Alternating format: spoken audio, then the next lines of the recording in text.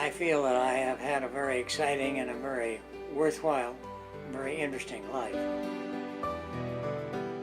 I think we've had 7 different lifetimes, and with Charlie, they've always been fun.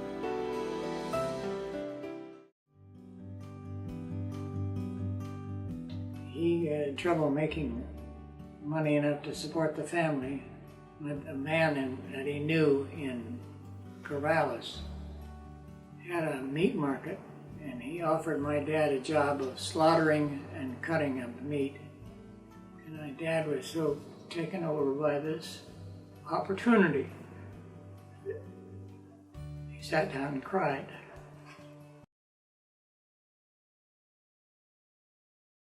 All my life I've been somebody who imagined being beyond where I was. In the 30-mile team time trial on the Utsunomiya-Nikko motorway. From when I was a little girl, and I'd dream of racing my bicycle up and down the streets. And I'd imagine people lining the roads and cheering me on. The U.S. team of Inga Thompson, Eve Stevenson, Phyllis Hines, and Maureen Manley finished second behind the Dutch team to win the silver medal. I teach people personal and organizational strategies to achieve what it is that they want for themselves.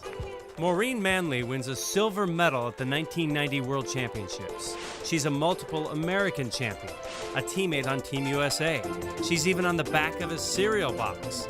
There isn't a hill she can't climb, until.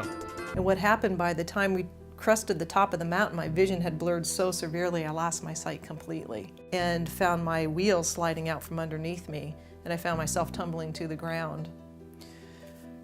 What I didn't know then, that I now know, is that I rode my bike off one road to begin a journey on a new road. And the new road is a life with multiple sclerosis. For a while, I couldn't see myself imagining being happy without having cycling. And then there came a time in my life, about 1.5 years into my diagnosis of MS, where I really got that this is my life. This is it. Blurred vision, wobbly legs and all, that this is my life. And it was at that point that I made the most powerful choice to live my life, to stop passively wishing and hoping I could get my cycling career back. That this was my life and I needed to move forward. And a thought went through my head that was so powerful, I don't know if I thought it or it thought me. The thought was, focus on what you can see and not on what you can't. So I brought my vision in closer where I could see just fine. I could see the park bench that I was on, I could see the concrete that it was sitting on, and I could see the water lapping up against the shore. And I could rest there. And then I looked up through the park to the road, and I knew I couldn't walk down the road, but I knew I could walk to the next bench. I knew I had a choice to move or not. And I made the choice to get up and move. I like to point out here, this little boy is holding what is the most popular plaything in a Congolese village. It's a homemade soccer ball.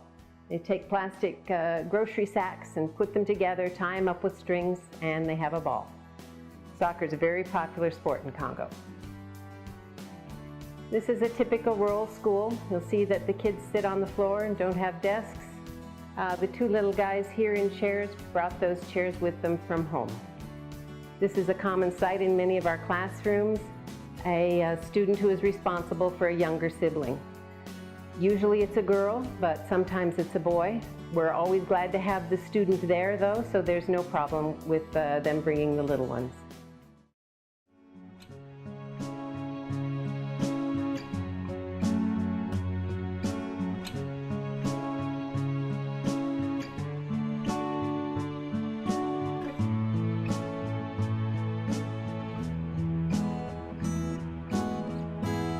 There are tears of joy in seeing the happiness that their child has found. There are also tears of sadness because they think of that precious little one who is so grown up today. Mazel tov!